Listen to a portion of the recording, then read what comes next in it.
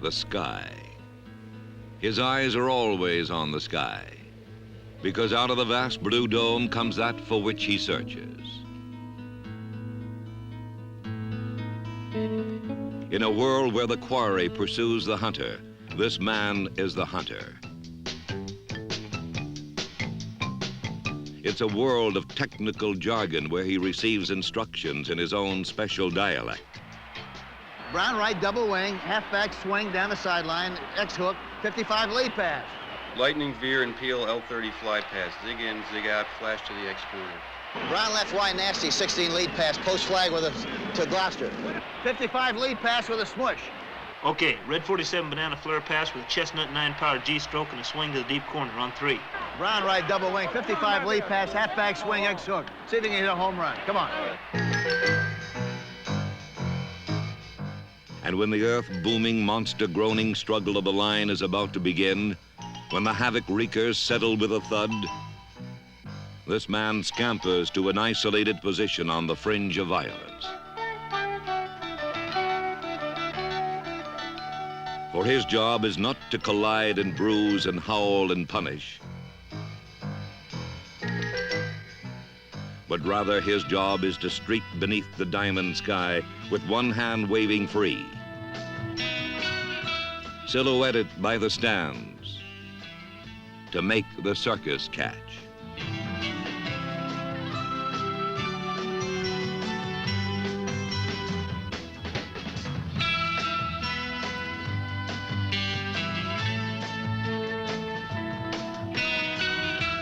It's his job and his glory to rise on the voice of the cheering throng.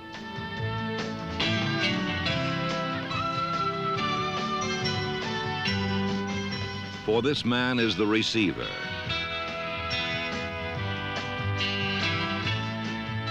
A man whose labor it is to try and catch the wind.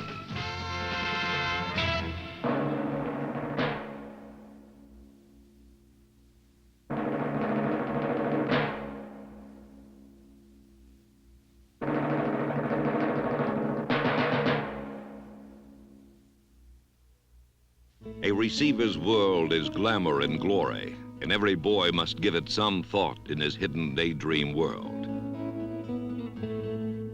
Thoughts of a ball spiraling, bulleting into outstretched hands. Thoughts of defenders beaten and touchdowns scored.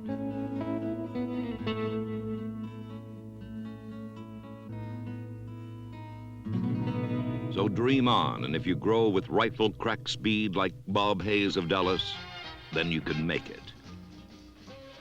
For no one catches Bob Hayes.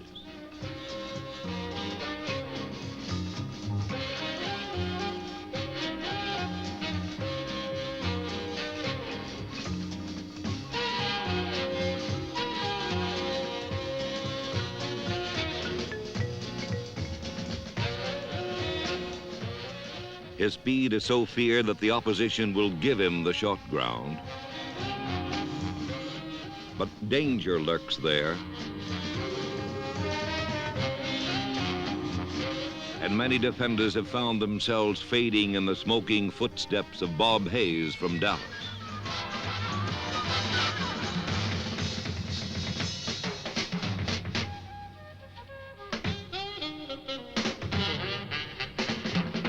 Even if you lack speed, dream on. And if you grow with hands deft and spider-web sticky like Fred Biletnikoff of Oakland, then you can make it.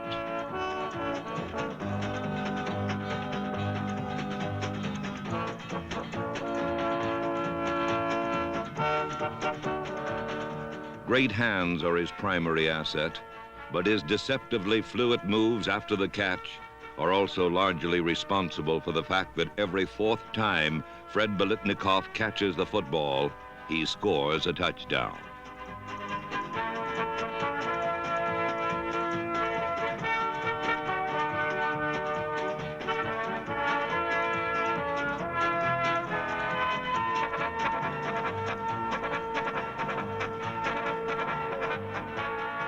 Even if you lack his kind of talent, dream on. And if you grow with computer precision moves like Gary Garrison of San Diego, then you can make it. A quarterback's dream. He arrives when the ball does, not an inch to spare. Patterned precision.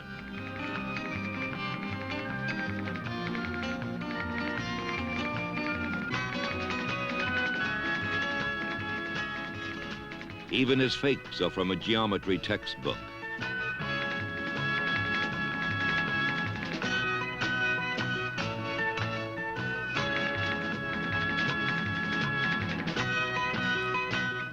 If you don't have this talent, don't despair, for it's but one of many talents that can make a receiver great. So, young man, dream on. Develop your own style like Ben Hawkins of Philadelphia, and you can make it. He plays without a chin strap, sometimes without a helmet. He's a one-man neon flashing midway whose style is carnival.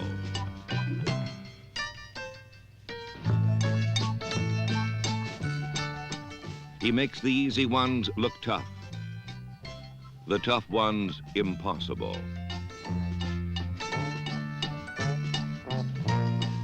He's the lone flying Walenda, and his best catches bear his distinctive signature, the Hawkins flip.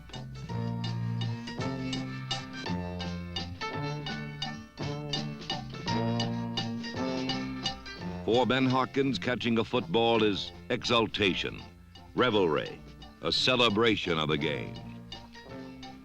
If you lack this talent, still dream on, for your style may be different, and like Washington's Charlie Taylor, you can make it. Charlie Taylor, always smiling because he knows that somehow he's going to beat his man.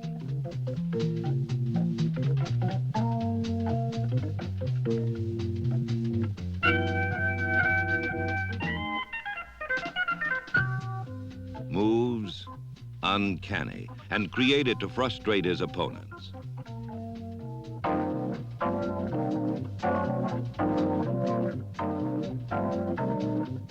The only way to beat him is to cheat him. But if you cheat the second leading receiver in the National Conference, then you'll pay the fiddler while you watch him dance around you, a cross between pinwheel and unleashed whirlwind.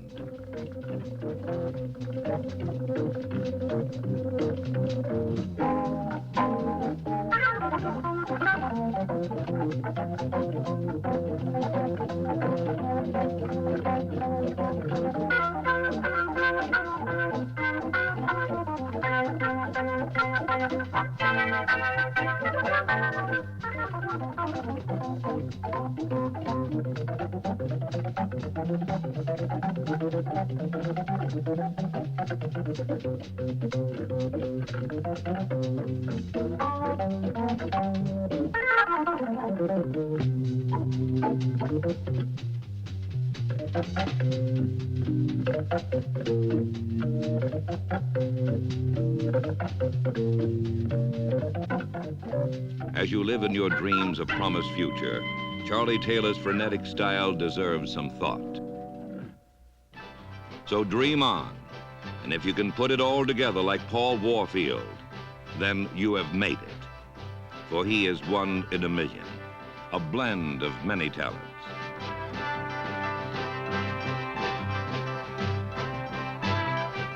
Flowing like molten honey.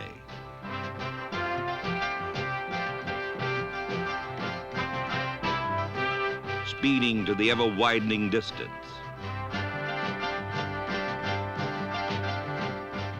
Catching with dexterity and suppleness of hand.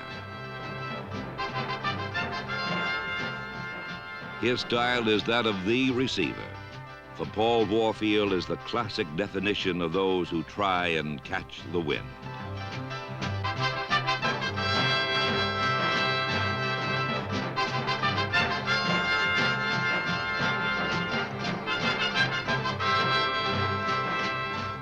If you find that the elements of Warfield's style elude you, dream on, for perhaps you'll become a raw-boned, heavy-muscled bull of a man designed to play tight end, where a man must be a punishing blocker.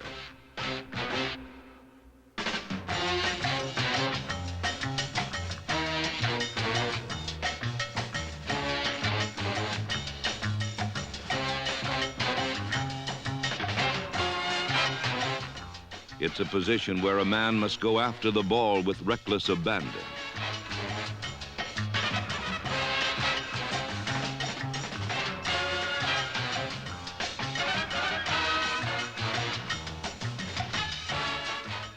But above all, tight end is a position where a man must batter his way goalward like a Packard 8 in a demolition derby.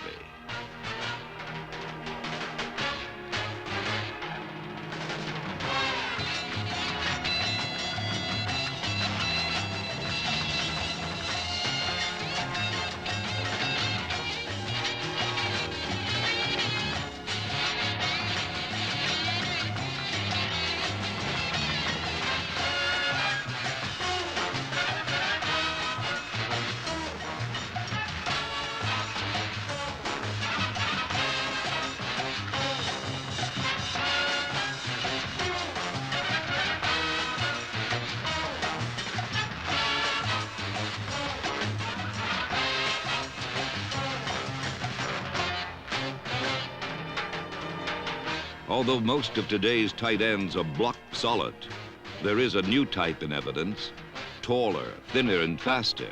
They are men like Cincinnati's 6 feet 6 inch Bob Trumpy, whose height is an obvious advantage.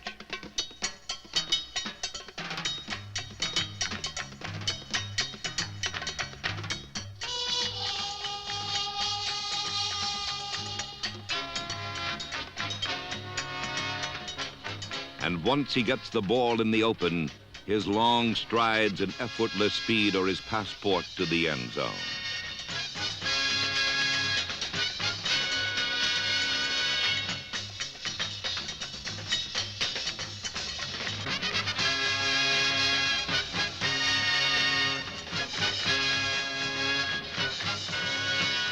If you don't have any outstanding physical characteristics like Bob Trumpy, still dream on.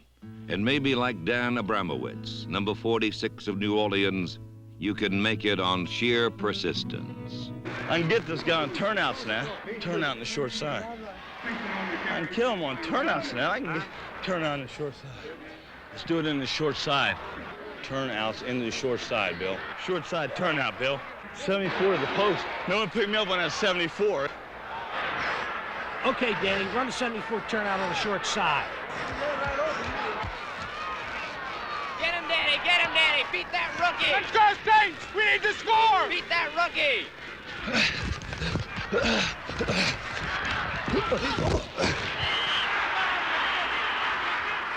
You're full of... What do you mean I tripped? 15 on number 46! What do you mean I'm gonna get 15? Can you believe that? He tripped me. Hey, that's got to be the worst call I've ever seen. Neen, is that the worst you've seen ever? I've never seen anything like that in my life. Can you believe this down here? He's going out. If I release out, he's going to come up. You talking about a trip job?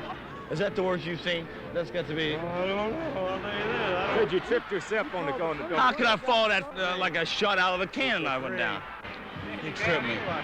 He tripped me. On this Sunday, things did not go well for Abramowitz, but in 1969, he led the league in receptions. He led because he has guts and enthusiasm in place of speed and size. He has no fear of going across the middle into the defender's lair.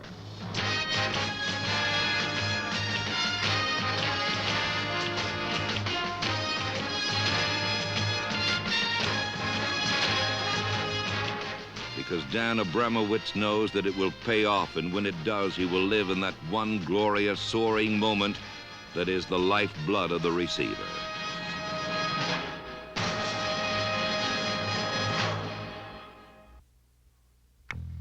Dream on, young man, and if your dreams come true, then you will join the battle. Face to face with the sharks of the gridiron. The cornerbacks and safety men whose success depends on the receiver's failure. We two are enemies. There is no love lost here.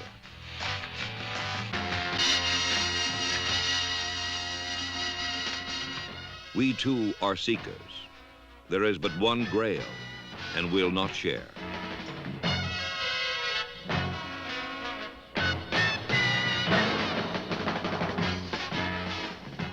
In the battle, there are many events that turn on freakish fate.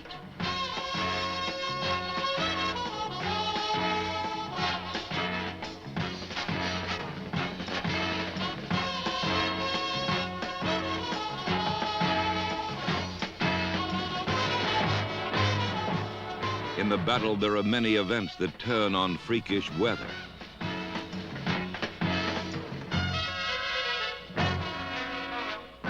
In the battle, the receiver must survive.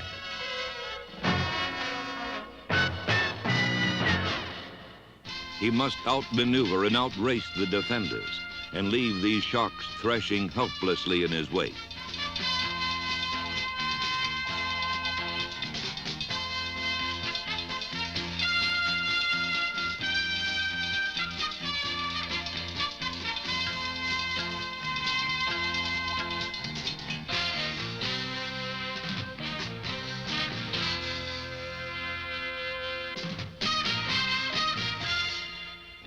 Then the sharks will pursue in packs of 2 and 3, nipping and slashing.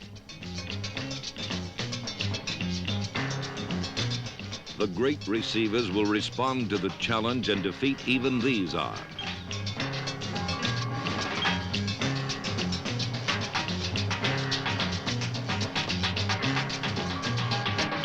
But the defenders have one weapon that no receiver can counter. It's called paying the dues. And it hurts.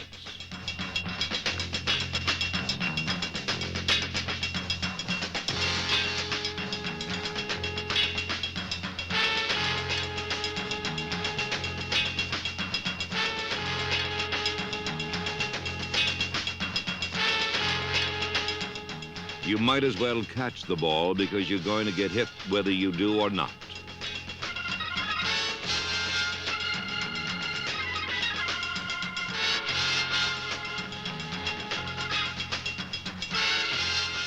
When you're in the air, you're helpless, an eagle soaring, but for a moment in the shotgun sight.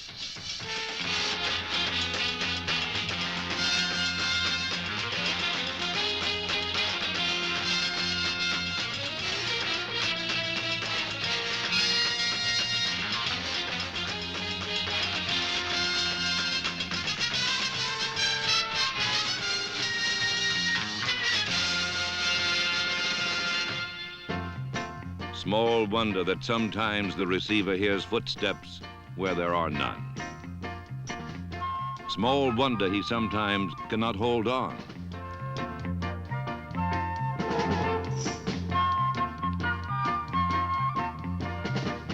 Small wonder that with those footsteps echoing in his mind, the receiver is sometimes battling only himself.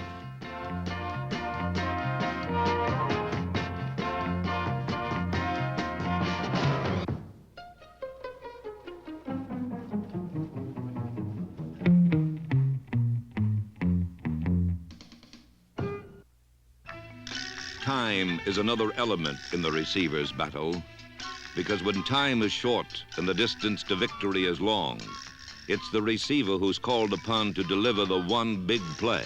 He's the last bastion of hope, the last gossamer thread that binds a team to victory.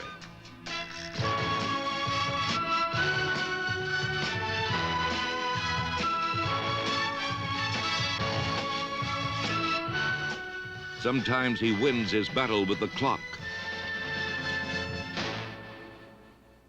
But time is a relentless enemy. As one receiver has said, to know that you're the last man on your team with a chance to win it, to give it your all, and then to look up from the 1 or 2 yard line and see those double zeros staring back at you, it's a terrible feeling.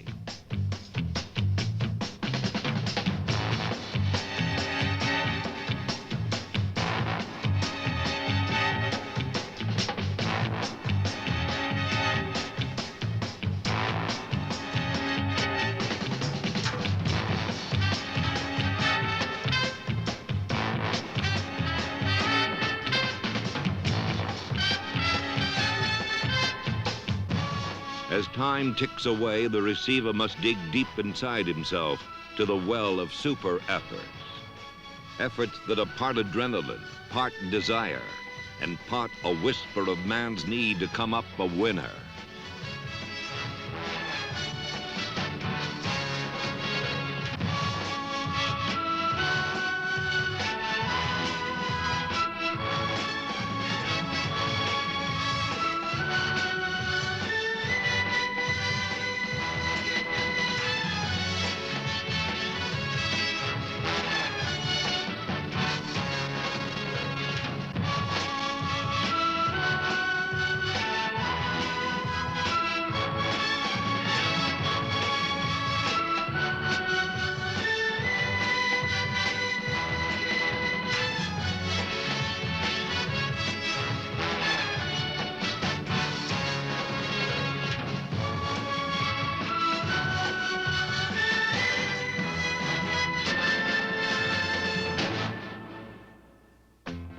As the battle rages, the defender for his part must exercise an acrobat's agility, an intuitive feel for where the play will go. He must have speed and reflex. He must have hands and poise.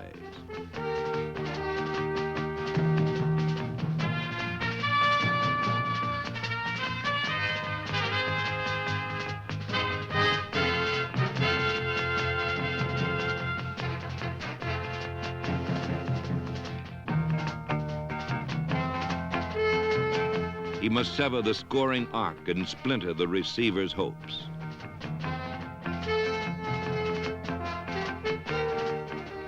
Sever the scoring arc and turn it into his own mad dash to glory.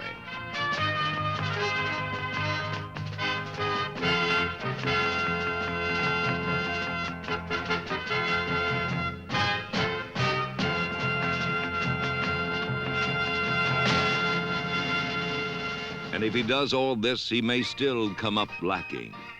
For inside every receiver, there lives a man with miracle hands waiting to retaliate, to be released into the sun and smell and swelling scream of 50,000 throats, cheering him in his moment of victory.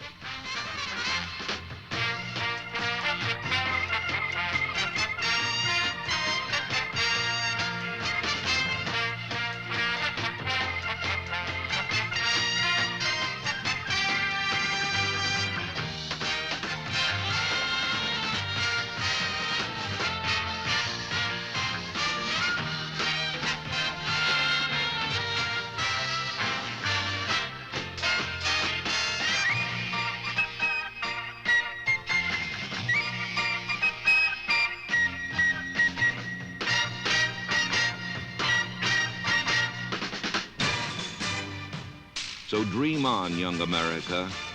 Dream of the battle. Dream of these miracle men with miracle hands. Dream of these men, some with speed, some with grace, and some with moves that dazzle. And dream of someday joining them in their singular quest. For these men are the receivers. They are the men who try and catch the wind.